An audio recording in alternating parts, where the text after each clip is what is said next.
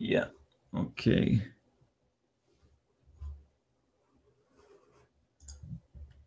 Anyway, your questions are, of course, always welcome.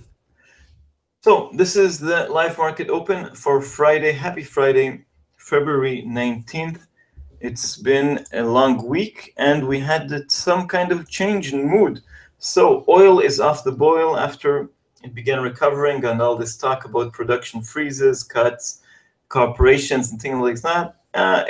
It's still above $30 in WTI, way above the lows seen last week of 26, but off the highs, and this sort of sours the mood a bit. Asian markets are sliding.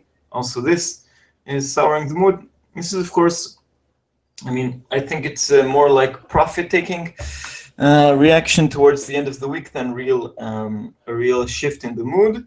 But anyway, this means that the euro and the yen are strengthening, the rest are weakening. Okay. News overnight is that there's no news. The EU summit did not reach an agreement. Apparently, UK Prime Minister David Cameron upped his demands, and the EU leaders could not reach an agreement. I believe they eventually will reach an agreement. Everybody wants a happy end, to get onto the referendum and to get over it. Okay. There's some talk about early elections in Australia. I don't know how much it is real, but anyway, this is a bit of political uncertainty. And, well, China contemplating some kind of minor tightening. So far, it's meaningless. Anyway, we're talking about risk off. We're talking about euro dollar, 111.20, off the lows of 110.70. Very, very nice support line over there at 110.70. This is also the post. Look, it worked as resistance and as support. Now again, a support. 112 is some kind of resistance. Dollar yen, the yen enjoying the risk off sentiment, the negative mood. We already fell to a low of 112.70, under 113.20, which is very minor resistance. Okay, line in the sand is probably 111. That's where the Bank of Japan intervened. And 114.25 is further resistance. Pound dollar, we talked about that. A bit struggling.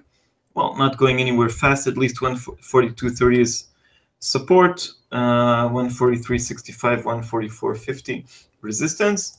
Dollar CAD, 137.50 at the moment. In the range, very nice range there. 137.87 resistance. 137.20 is support, followed by 136.20. Oil prices matter a lot. The Aussie dollar is back to the lower range, between 70.80 and 71.40. As I said, some political uncertainty. Nothing really to get worried about. 70 is strong support. 72.20 is high resistance. New Zealand dollar is quite balanced within its usual range of recent weeks, 65.50 to 67. Okay, so we talked about the wooden market. So let's talk about events we had yesterday. ECB meeting minutes didn't surprise too much, but we had good news for second week in a row. This could be significant from the US jobless claims. Second beat, falling jobless claims could mean a better NFP. Let's look at the events for today. UK retail sales adding to the mix, adding to the mess for the pound. Always a market mover. Always remember with UK events, sometimes there is a leak or sometimes there is some kind of front running. So this could be significant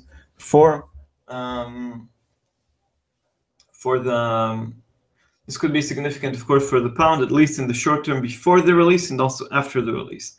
Okay, at 1 GMT, Loretta Mester of the Cleveland Fed, she will be speaking. She's a hawk. If she goes dovish, it's significant. It could weigh on the US dollar. If she's hawkish, insignificant. Okay, but the big event, more important event of the day, is the release of the consumer price index in the United States. Most important thing to watch there is the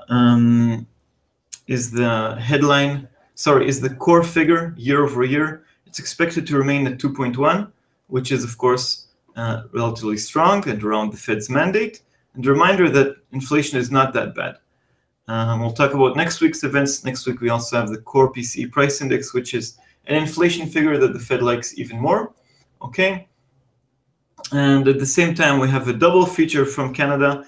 So dollar CAD will be interesting at this time with US figures, Canadian figures. Retail sales usually have a bigger impact than CPI.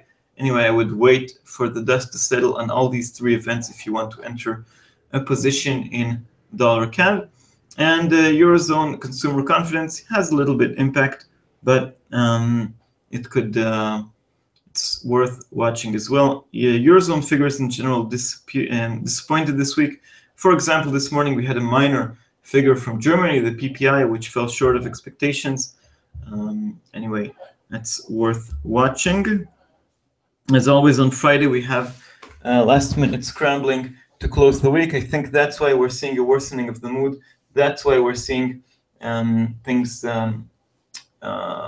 move for the euro, for the yen against all the others. I don't think it could. I mean, I don't think it's a big shift in sentiment.